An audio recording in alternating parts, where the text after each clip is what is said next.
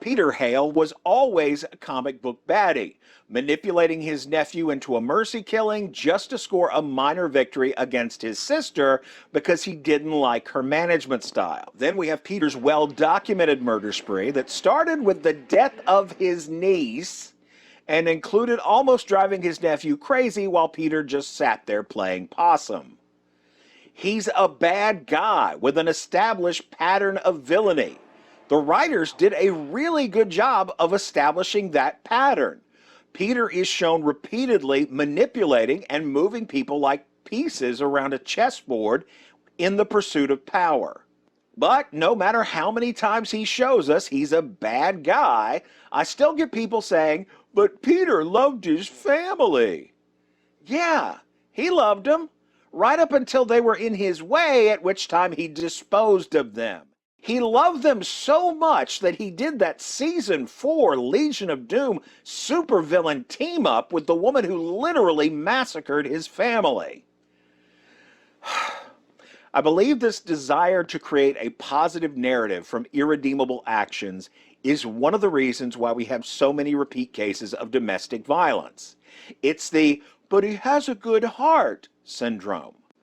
And even if they recognize all Peter's actions as those of a true villain, some fans still cling to the fact that he helped out against the big bads in season 6, and that somehow means he is redeemed.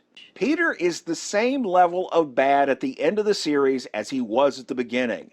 There's a lot to examine, but I think I can debunk this redemption narrative using only 3 key scenes. The first from Radio Silence.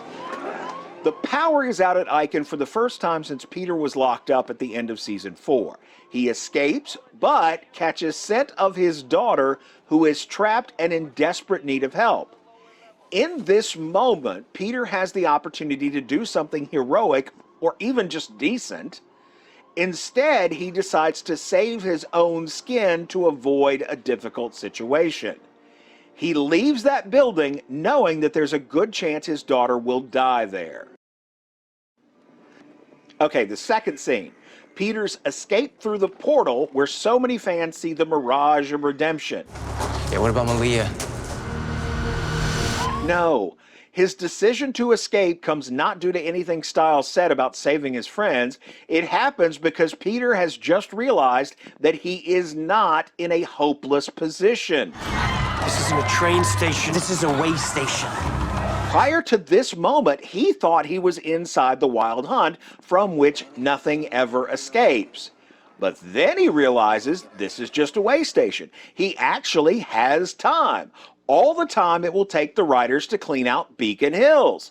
Plenty of time to escape through the portal and get out of town.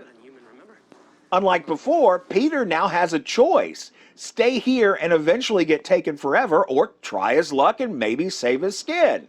He chooses to save his skin once he realizes that's an option. "But the keys," I hear you screaming. "He picked up Styles' keys so his friends would find him." In other words, Peter did the very least he could do to help.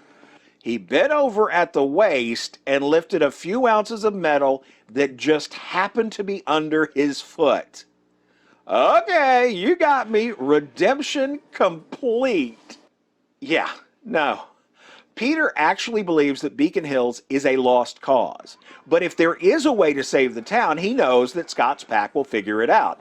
And if they're given the chance, they'll save the day. Peter is not dumb. He knows these heroes often win in impossible situations, and that would benefit him in case he can't get out of town in time. If you don't believe me, listen to Peter's assessment of the McCall pack. Scott, I admit that you have a flair for beating the odds. He thinks Scott might actually come up with something, which is why he bothers to lift those keys from the floor. But that doesn't make him less of a villain. Please, just listen to the voice of reason. Remember who we're dealing with. Your father is a ruthless con man who always has a devious plan to hurt everyone around him. Trust Mama McCall in all things. Anyway.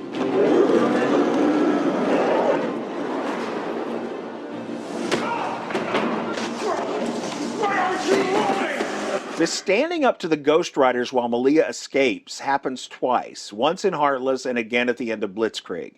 People view this as love for his daughter, and they're probably right. Peter does love his daughter. I mean, Hitler doted on his niece and had a dog. A villain isn't defined by hating everybody. They're defined by viewing everybody as disposable. In this instance, Styles is disposable to Peter. Malia is too, but she's more valuable to him than Styles or the rest. But facing the Ghost Riders isn't the sacrifice you guys seem to think it is. I mean, he knows the worst that can happen is that he ends up back in the train station. And he knows that Scott is close to figuring out how to open that portal to save Styles. He also knows that they'll save him rather than let him get taken forever because they're heroes and that's what they do. I mean, maybe the writers intended for him to look heroic, but he is literally in no danger in these moments. There's at least one more scene we need to look at. In the second half of season 6, he comes back after first claiming he won't help against the Hunters. Hunters destroyed my perfect automobile. I'm sorry for those who see heroics here, but this is actually Peter's most selfish act. There is literally nowhere in the world he can hide from this planetary kill-all werewolves brigade. So he has no choice but to stick with the one pack left in Beacon Hills. But there's this montage when Malia confronts him about his decision. She claims it's because he saw something in her head, and I agree with that, but for a very different reason than what the writers intended. I'm sure the writers wanted this collection of scenes to give the impression that Peter is helping the pack because Malia loves Scott, but that's not what I see here.